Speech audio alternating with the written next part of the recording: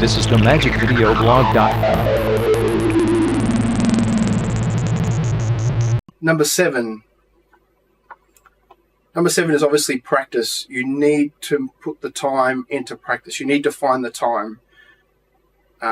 Practice obviously comes in the form of practicing the moves themselves, and then in front of a mirror, and then if you can, for me, the best practice method is in front of a video recorder, because it's much better to sit back and be able to watch yourself without having to concentrate on what you're doing as far as the presentation as well. Tip number 8. This is also a tool that I like to use to gauge on how my audience is reacting to my performance as far as strolling and close-up goes. What I have is 2 friends that I would say are as close to being magicians as they can be without actually performing magic themselves. What I mean by that is that every time I'm working on a trick, I will show them the trick a couple of times over a couple of days, so that they some time goes by so they don't remember a lot about the trick at first. Then after I've done that, then a couple of days later, I'll sit down and painstakingly, move by move, teach them the method to the trick. Because then what I do is I ask them to go out to a nightclub with me, and I send them in 5 minutes first before me, and then I follow in behind. And what they'll do is, over the space of 2 hours, while we're there, we won't interact with each other at all.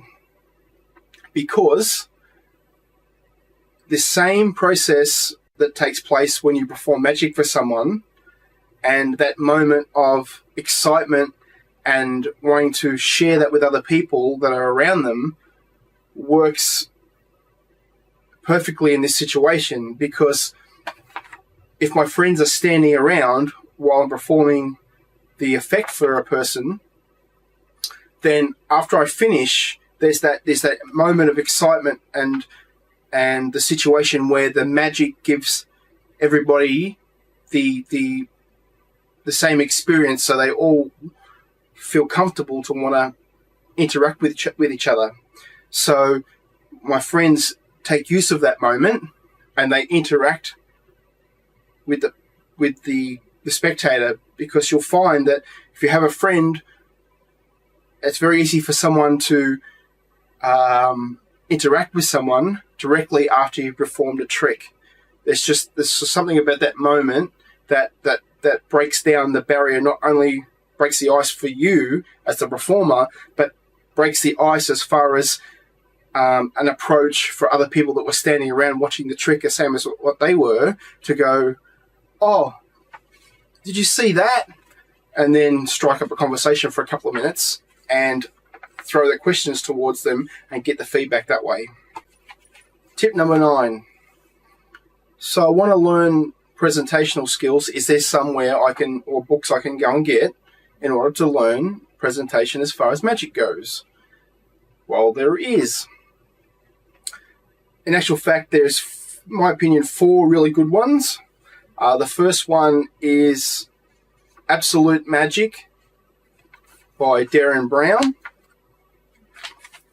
The second one, or the second and third one, are both by Darwin Ortiz. The first one is Strong Magic, and the second one is Designing Miracles.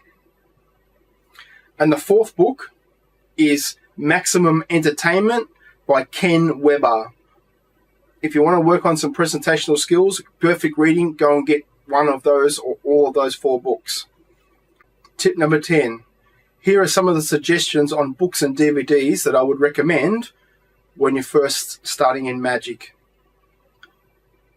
Bobo's Modern Coin Magic, a great book, and now luckily it comes out in DVD as well. So go out and buy the book, JB Bobo's Modern Coin Magic, and the DVD. The other is the Royal Road to Card Magic, which luckily enough now also comes in DVD format, but I still suggest you buy the book and the DVD. That's the Royal Road to Card Magic. The other one is the Expert Card Technique book. That's a very, very good book. That's Expert Card Technique.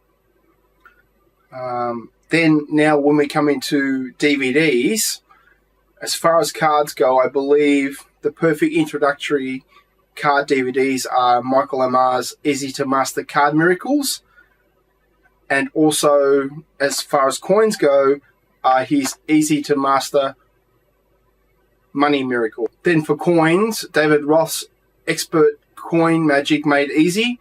Very good series for coin magic.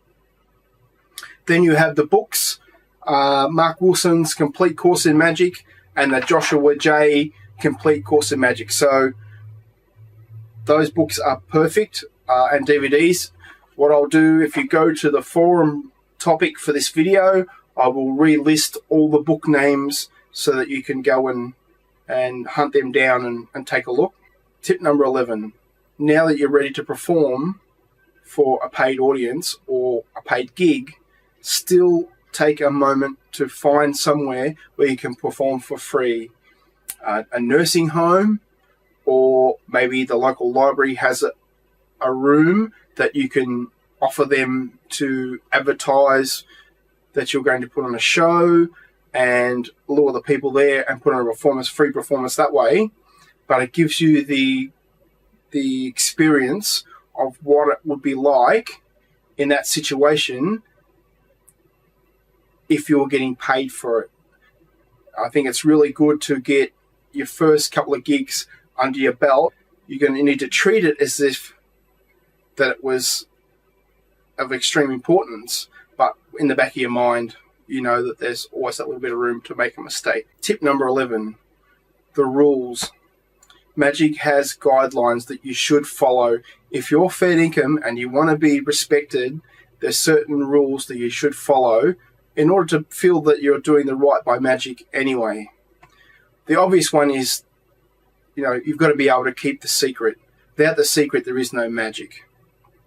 The other is, don't buy knockoffs and don't pirate DVDs or buy pirated DVDs, because all you're doing is stealing money from the creator. And eventually, these creative talents in magic are going to stop creating things, and that all that does is harm magic.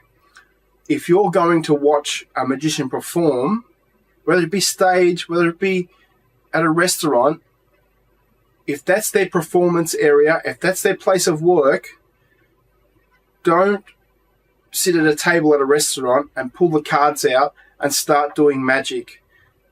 You need to respect other magicians. The other thing is respect other magicians' material.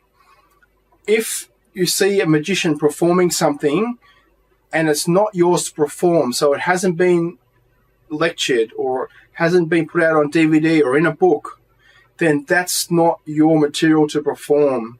You need to respect the rights of the creator of an effect and allow it to be theirs.